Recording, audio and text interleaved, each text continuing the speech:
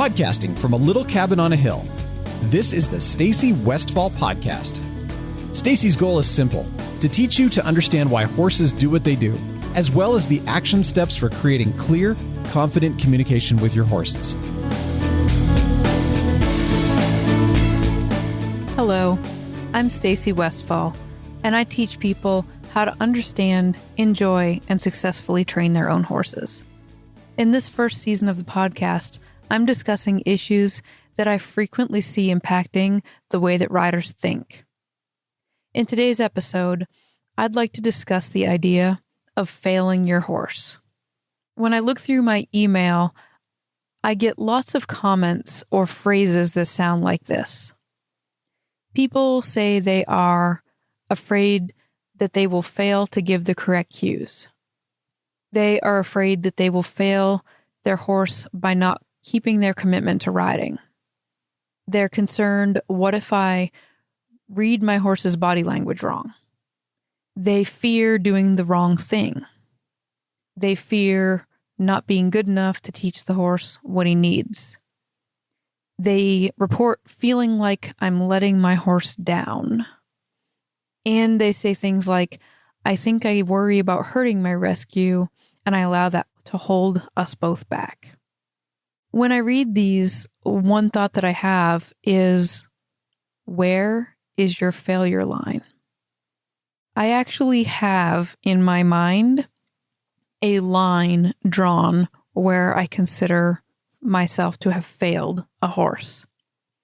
I would suggest that you don't leave this as a vague idea. You need to actually consciously decide where that line is. For me, my failure lines are pretty clearly defined, and I'm going to share them with you. And yes, I did just say lines, as in plural. To make it a little bit more clear, what you're going to hear me discuss is failure line and disappointment lines. And I think they're different, and I think it's very important if you can separate those two ideas in your mind. My bottom line is what I consider the failure line. In my world, I define my failure line with my horses as I would be failing if my horses do not have adequate food, shelter, and a basic level of health and enjoyment. So for me, that means they need to have access to, at a minimum, clean water, safe hay, meaning not moldy, not poor quality that could harm them, and enough nutrients that their body score is around a 5, which means that if I run my finger down their ribs, I can just feel their ribs when I press, but I can't see them. It also means that they get their hooves trimmed regularly, they're dewormed regularly, and if there were an emergency, I would call the vet for things that I couldn't handle. This, if I were not able to provide, would be where I would feel like I was failing my horse. Do I aim to go above this line? Absolutely. There are many times that my horses see the dentist very regularly, and they have massages and chiropractic work, and some of them wear blankets because that helps them because they're athletes and they don't have to worry about overheating or lengthy times cooling in the winter. There's all kinds of different ways that I can go above my failure line. But that also means that on a year when the hay around me is not the best hay year, I buy the best hay that's available.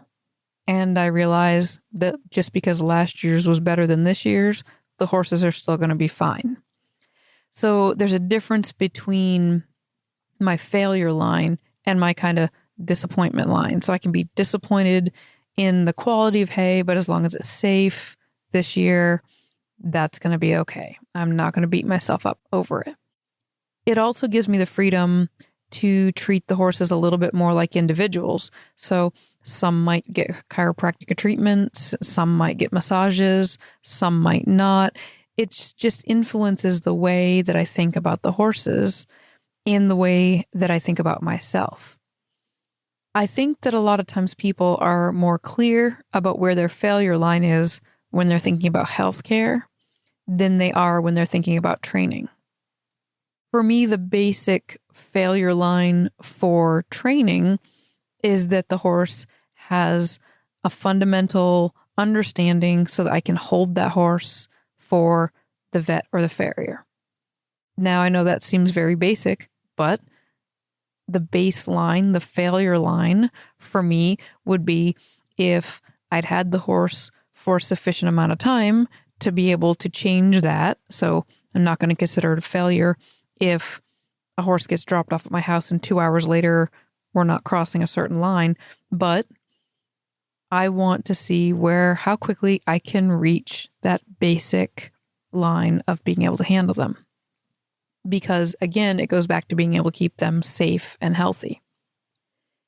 Now, I'm not aiming for these failure lines as my highest lines, but I'm admitting that the failure line is actually fairly low. And then a lot of the lines that I stack up above that, I would rather label as disappointment lines. So back to the example of hay. If there's a hay year where getting the hay off is really difficult, and so we end up with a lot of first cutting hay, there's nothing wrong with it, but it's not in its prime when it was cut, and it just isn't realistic to be able to reach outside and get different hay. There's nothing that's going to be hurt, but I can be a little bit disappointed in that hay, even though it's not a failure of the horses. The horses are still body scoring well, and the horses are still happy and fine. I often see that people are actually drawing these failure lines around things that would be something I would label more as a human disappointment.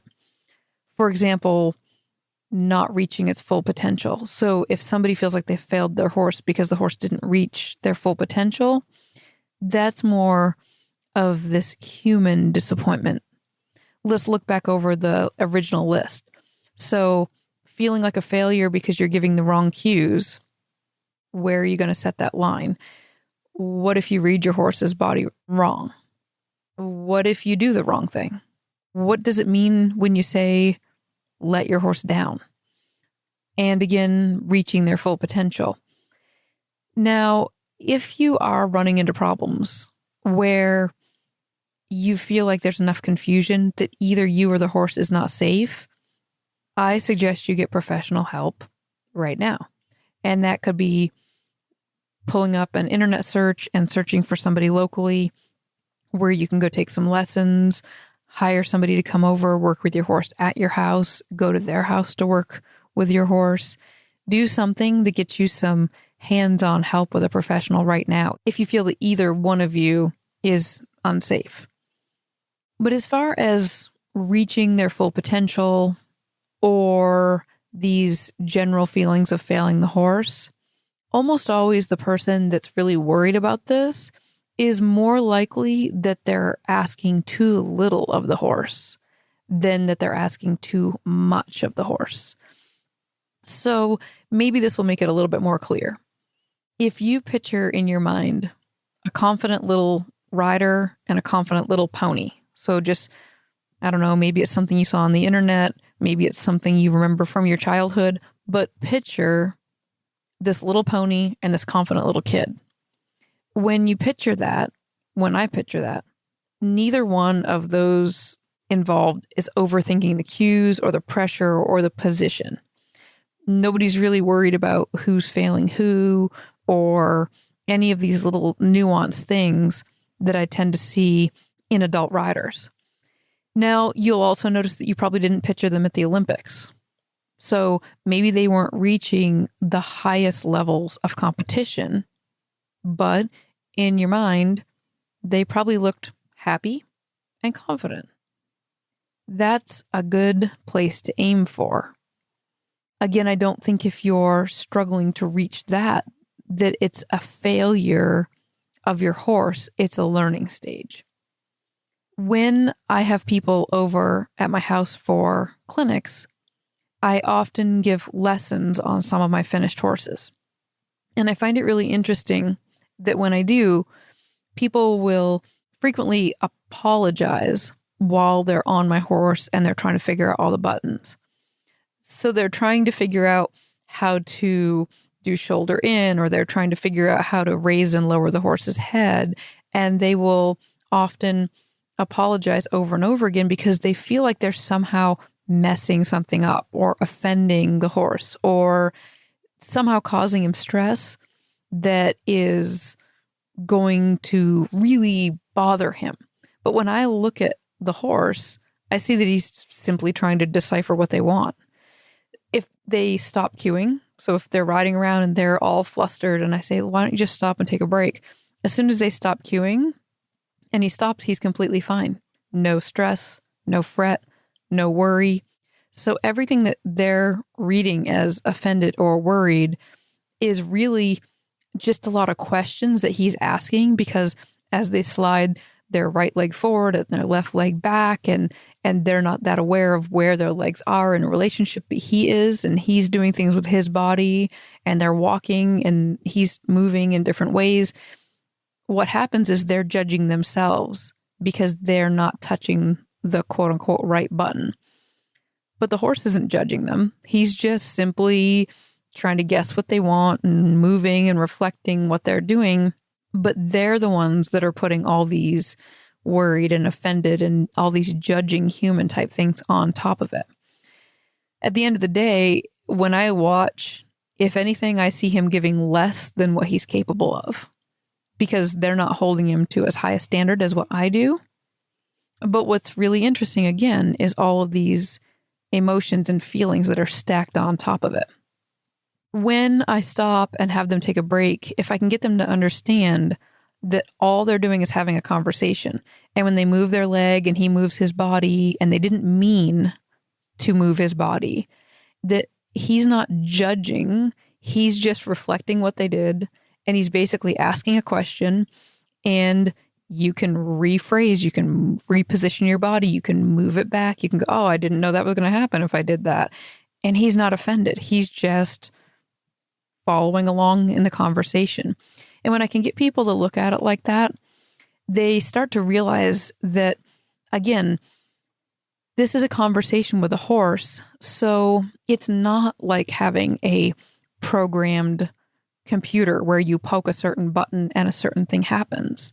So there is this gray zone of a conversation, and it's this lack of clarity that's happening because the two involved in this conversation, meaning my horse and the person that's at the clinic, this lack of clarity, it's just a chance for them to learn. And in this example, the person riding my really well-trained horse gets to learn what happens when they move their body a certain way, how it can be reflected in the horse. Now, when I was growing up, I worked at a place where we gave a lot of beginner lessons. And what ended up happening was that those horses weren't as highly trained. I didn't know nearly as much as I do now back when I was in high school. And those horses actually got really smart to the point where they just started not responding to the people that they didn't feel like listening to. And the people didn't know what to do. So the horses were like, cool, if I don't move, then they just get off and get done because they are afraid to hold me accountable, and I'm okay with that. I'll just stand here and ignore them. And it confused me when I was growing up because the person would be sitting there and I'd be saying, use their legs, and they would be using their legs and the horse would not move because the horse had learned that it could kind of say, no, not for you. I don't think you really are committed. But then I would get on and I'd barely do anything and the horse would go. So it's very interesting. I talked in another podcast about grandma's rules.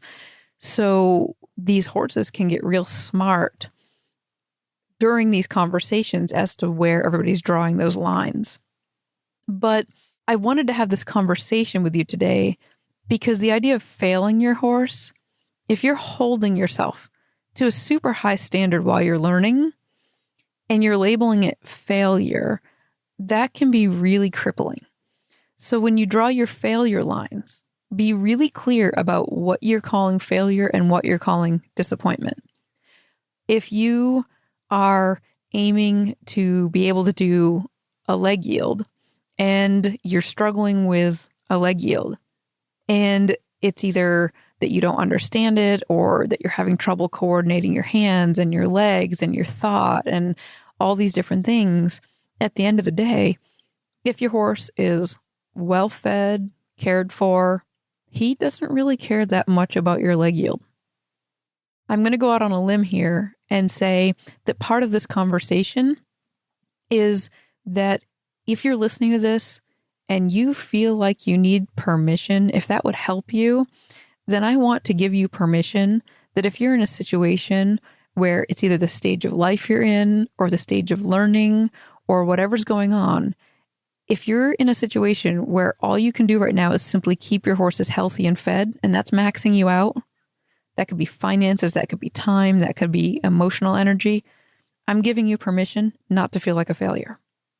And if you're listening and you're working really hard on improving yourself, you're pushing yourself to learn more about horses and to be more committed and to do more and achieve more, know that still your horse is still happy and healthy. That's enough. Like, your horse isn't now moving its level of calling you a failure up if you can't figure out the leg yield. It's not moving that line. If it's happy and healthy and well cared for, still not failing.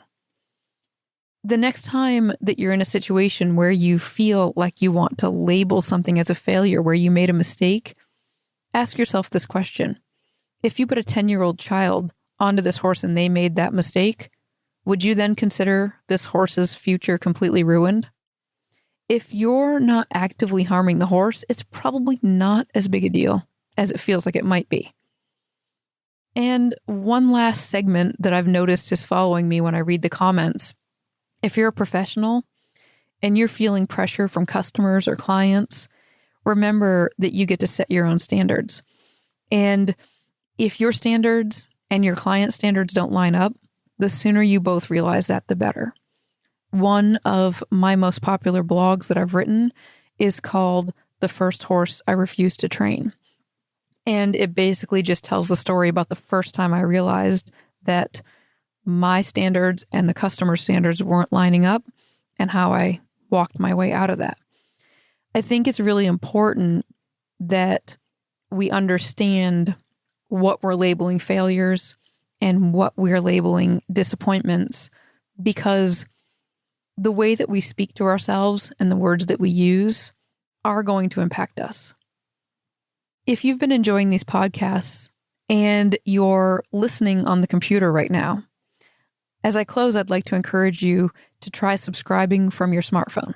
That way you'll never miss an episode and you can listen while you're in the car or in the barn like I do. I know that in the comments back at stacywestfall.com, a lot of you said that you're first-time podcast listeners, which is really cool. I love podcasts. I listen to them all the time. And subscribing can be kind of intimidating. I actually put instructions right there on the website, and you can also keep in mind that you can do what a lot of other people have done, and you can simply hand your phone to somebody that you trust who's good with tech and say, hey, will you sign me up for this? Totally free. Absolutely fun. I hope you're enjoying these as much as I am. Thanks for listening, and I'll see you next week. If you enjoy listening to Stacy's podcast, please visit stacywestfall.com for articles, videos, and tips to help you and your horse succeed.